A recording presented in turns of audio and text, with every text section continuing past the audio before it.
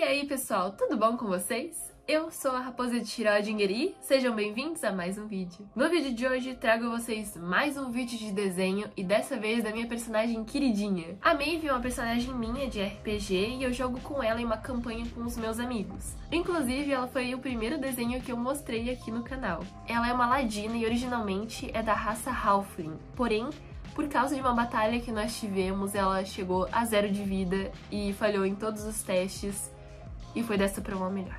Porém, um dos personagens do nosso grupo tem a magia reencarnação. E foi por causa dela que a gente conseguiu trazer a Maeve de volta à vida como um humano. Tá, e por que disso? Porque quando um personagem volta à vida por causa dessa magia, ele volta com outra raça e a raça é decidida aleatoriamente. Decidida aleatoriamente com base no dado. Portanto, como ela mudou, eu precisei desenhar ela novamente. Então vamos lá dar uma olhada no processo de criação da nova arte da Maeve, a Renascida. Tá, pra começar, né, esse desenho, ele na verdade é um desenho antigo meu, eu não tinha conseguido acabar ele, e aí depois de ter comprado uma mesa nova, um display da Wacom, a Wacom One, eu decidi, por que não, né, vamos continuar esse desenho, vamos acabar ele, porque a ideia é massa, então vamos tocar pra frente. Nisso eu, então, peguei esse projeto de novo, comecei a fazer a line art. Essa parte também é legal, que eu tava desenvolvendo o design da adaga dela, porque ela é uma ladina clássica.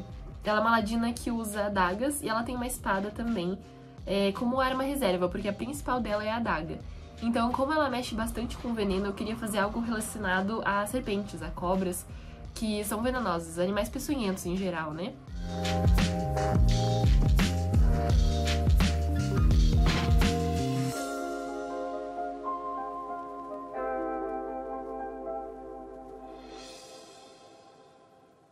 E depois eu criei também a zarabatana dela. Eu peguei uma referência de uma zarabatana original e eu gostei tanto desses desenhos que é colocado na zarabatana que os desenhos da Maeve, assim como no desenho principal, eles têm alguma referência com a história dela.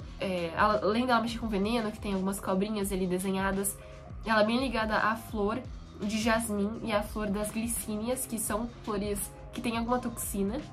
Então tudo remete a essa coisa de veneno, que é o foco dela. Ela é uma ladina especialista em venenos.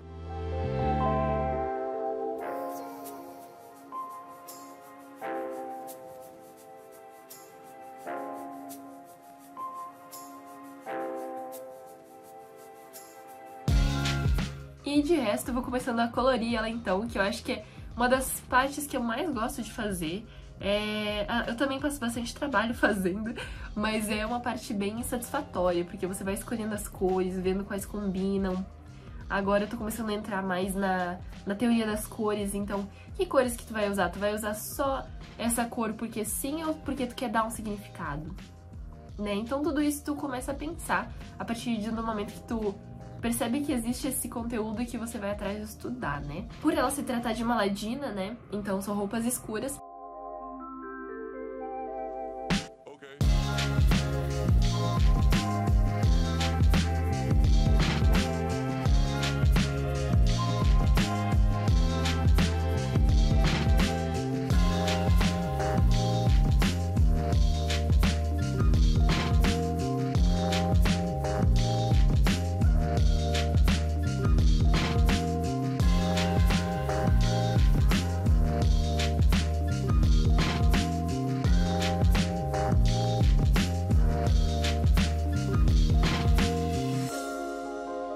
Uma coisa que a Maeve tem também como característica, que é tão forte a ideia do jasmim, da glicínia, das flores, né?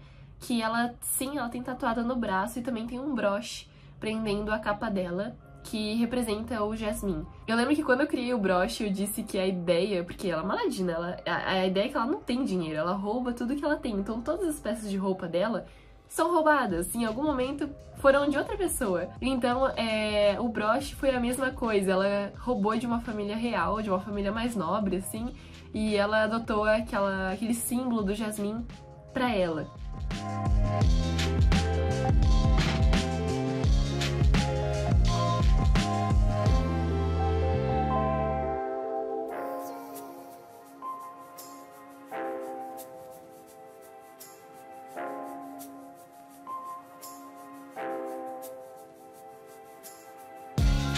essa já é a parte que eu começo a sombrear o desenho, e agora eu tô com uma técnica nova de sombreamento.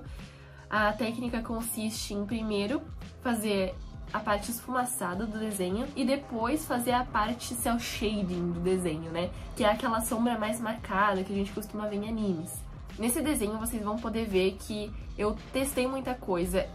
Nesse desenho eu parei de ser tão perfeccionista e eu foquei mais em confiar no processo.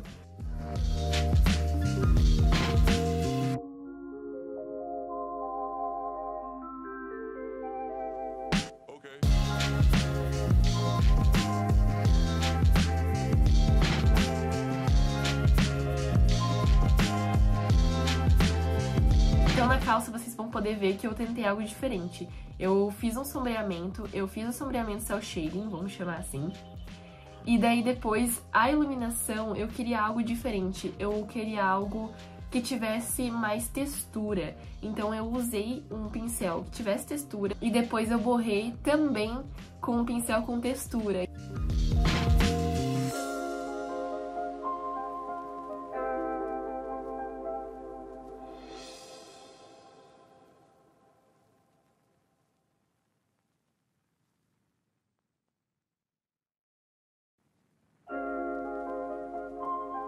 Mas a parte do rosto é a parte que eu mais tenho dificuldade por normalmente achar que eu tô fazendo errado.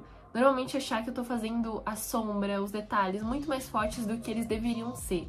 Mas nesse desenho eu me preocupei realmente então em não focar se tá certo ou se tá errado, mas em focar em fazer. Focar em desenvolvimento e focar no que eu podia melhorar. Uma coisa também que eu trouxe nesse desenho é que se você comparar com o desenho original da Maeve, ela vai ter muitos elementos que a Maeve não tinha. Então, como eu ia fazer um redesenho da Maeve, eu procurei saber melhor sobre peças de roupa, sobre acessórios que ela podia estar usando. A adaga dela não era com um design de serpente. Onde fica a adaga também não tinha desenhos de serpente, era só um cinto para guardar a lâmina, né? As luvas dela não eram assim. É óbvio, o design inicial dela é que ela tinha uma luva maior que a outra, porque como ela lida muito com venenos, teve um momento da vida dela que ela foi mexer, uma das primeiras vezes que ela foi mexer com veneno, e ela corroeu a mão dela inteira. Então, eu até disse que é parecido com a cara do Deadpool, a mão dela. A mão que tá a luva maior. Então, não que ela esconde isso porque ela acha feio, ela acha vergonhoso, mas ela prefere proteger a mão dela, que já tá super sensível por causa do veneno que ela derramou. Então ela cobre essa mão com uma luva maior do que a outra. Tanto que a outra luva, ela não tem a parte dos dedos cobertas.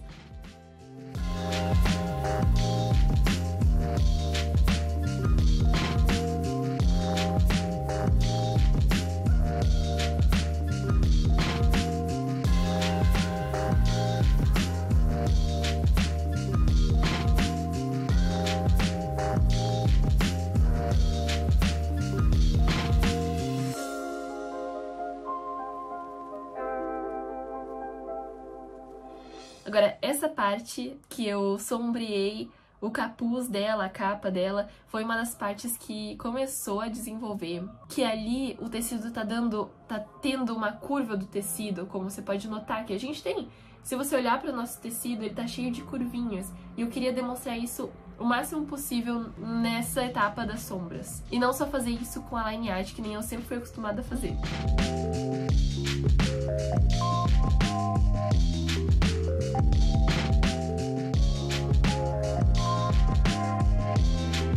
E começou a parte do cabelo, que pra mim é uma das partes que eu mais gosto de fazer. E dessa vez eu também testei só um pincel novo. Não foi nenhuma técnica diferente, porque eu sempre faço essa mesma técnica em todos os desenhos. Eu costumo fazer o limite das sombras no cabelo primeiro, fazendo como se fosse o contorno das mechas de cada mecha. E com isso eu crio uma nova camada e começo a pintar. Começo a pintar com, nesse caso, um pincel que tem a aparência de cabelo, de fiozinhos, e eu vou detalhando mais nas pontas de cada limite de mecha. E aí fica esse efeito como se fosse o cabelo separado. Mas assim, esse cabelo deu trabalho. Meu Deus do céu, essa trancinha, nossa senhora. Agora que eu só tô fazendo a sombra, mas depois com a iluminação, ó, ficou lindo, mas deu trabalho.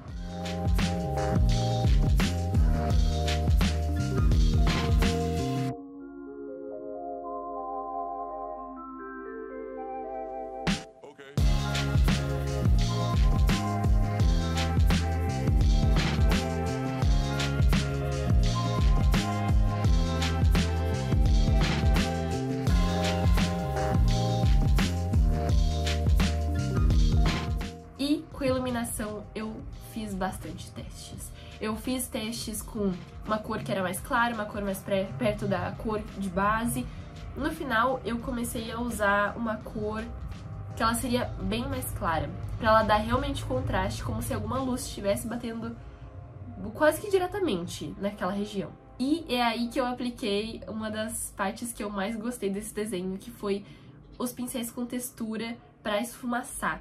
Então, o meu pincel que eu usei para pintar todo esse desenho já era texturizado, mas o pincel para tu esfumaçar também é texturizado. Então, quando você dava um zoom nessa imagem, dava pra ver como se tu tivesse pego um giz e feito com força, depois esfumaçado com o dedo. Então, ainda fica aquela texturinha de fundo que pra mim deu um toque, ó, maravilhoso.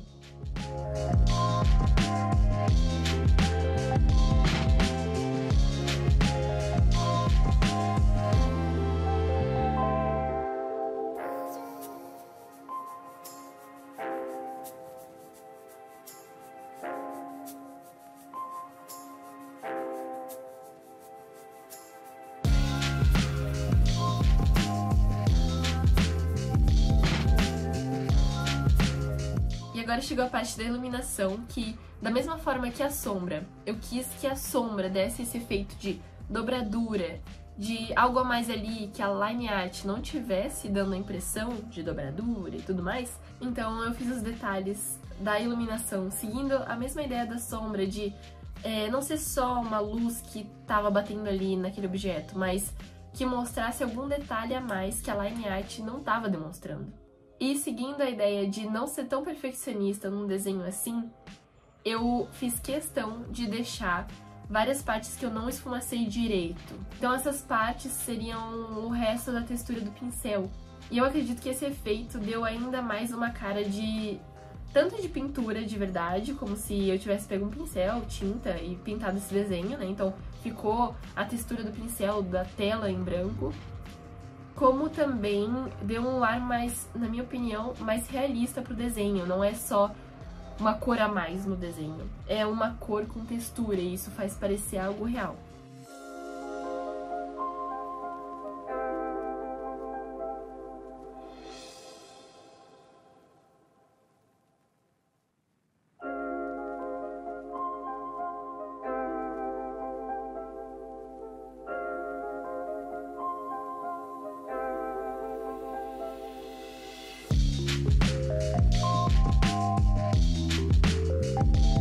E vem a parte que eu mais amo de qualquer desenho que eu vou fazer, que é os detalhes de reflexo, são os efeitos do desenho. Nesse caso, eu amo pintar joias ou coisas reluzentes, qualquer coisa assim. Eu adoro o processo que eu tô pintando, tô fazendo cada partezinha ali, e aí quando eu tiro o zoom, gente, tá muito bom, tá muito reflexivo, tá como se fosse algo de verdade, como se tu pegasse uma joia, botasse numa luz e é isso aí, é isso que eu consegui representar no desenho. Então essa é a importância também de tu sempre buscar como é que é feito, como é que os outros artistas fazem, porque é muito gratificante saber que tu também consegue fazer. Eu acredito que nessa parte de estudos, né, eu sempre acreditei que se eu vi um artista fazendo, eu consigo fazer também. É óbvio que vai ser muito trabalhoso se eu nunca tive experiência com aquilo, mas eu consigo aprender e consigo fazer da mesma forma que ele.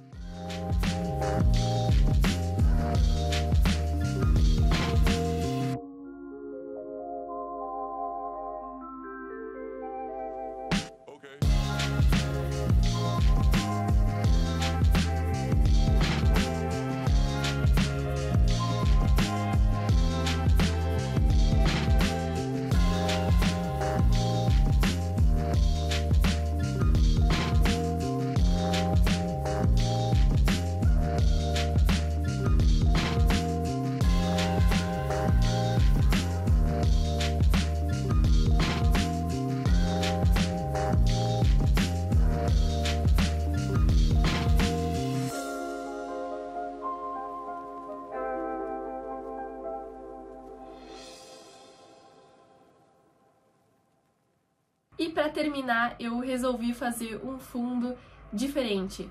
Ah, mas diferente como? Diferente porque eu não faço fundos, eu não faço cenários.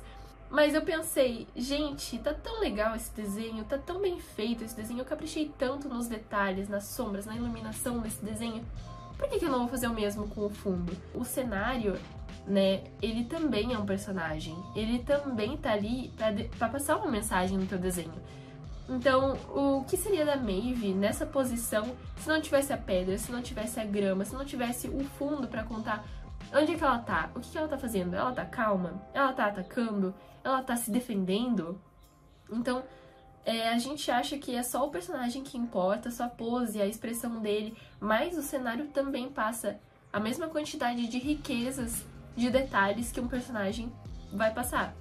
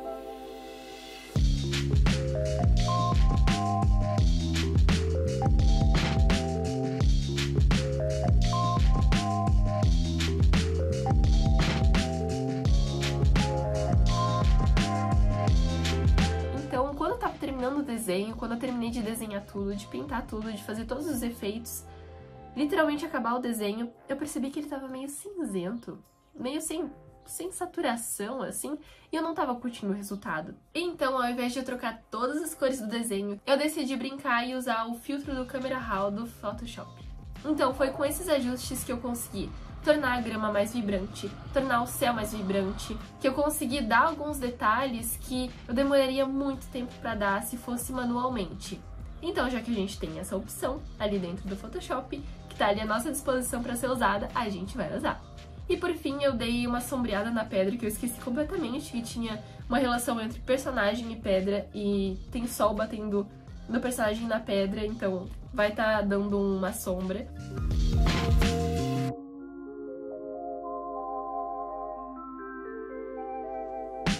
Então é isso, espero que tenham gostado do processo de arte de hoje. Se ainda não é inscrito, clique no botão aí embaixo, que é super rápido e fácil.